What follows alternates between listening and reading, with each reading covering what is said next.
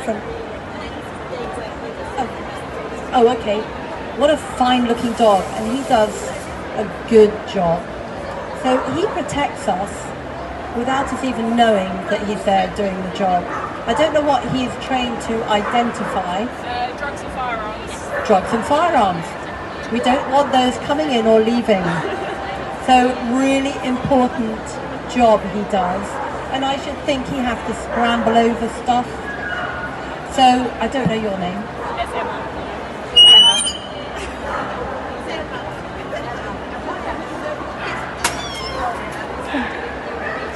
Emma has brought George onto the stand, which is lovely.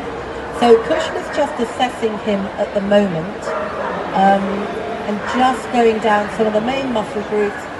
But also we know the muscles to check and the areas to check which might identify other areas. So the neck is the most critical place. If a dog has any lameness at all, they will have a neck problem. It's just a direct equation.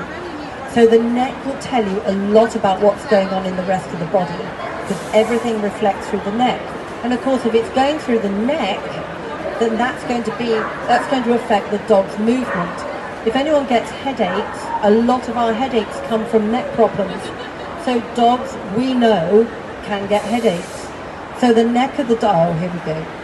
The neck of the dog is a really good barometer as to what's going on in the rest of the dog's body. But we're skilled enough to know whether a neck is well muscled or it's over muscled from overload. Because a muscle, if a dog is weak or got a back problem or a pelvic problem or a hip problem, they're going to shift the load forwards to try and avoid using the place that is uncomfortable. As we do, we set ourselves up in all sorts of diagonal, I know, and rotational lines to try and avoid our back or our shoulder problems, that then we end up with a knee problem that actually has got nothing to do with our knees, it's everything to do with our necks or our shoulders or vice versa. So the dogs work in exactly the same way.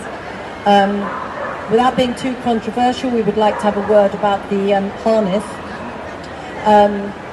because the shoulders of the dog need movement.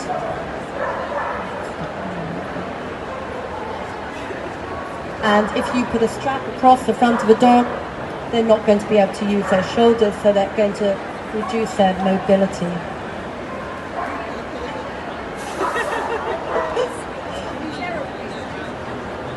So the harness is off, so Kushner can really get at the dog's shoulders, because unlike us, dogs don't have a clavicle that keeps their shoulders stable.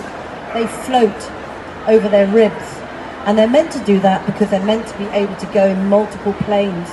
They're meant to be able to drive forward, retract, and also be able to rotate so the dog can twist and turn when they're chasing their ground prey. So it's really important that they are really mobile, but because they're really mobile, they're very prone to injury. So we need to maintain that integrity of the whole shoulder in the front assembly.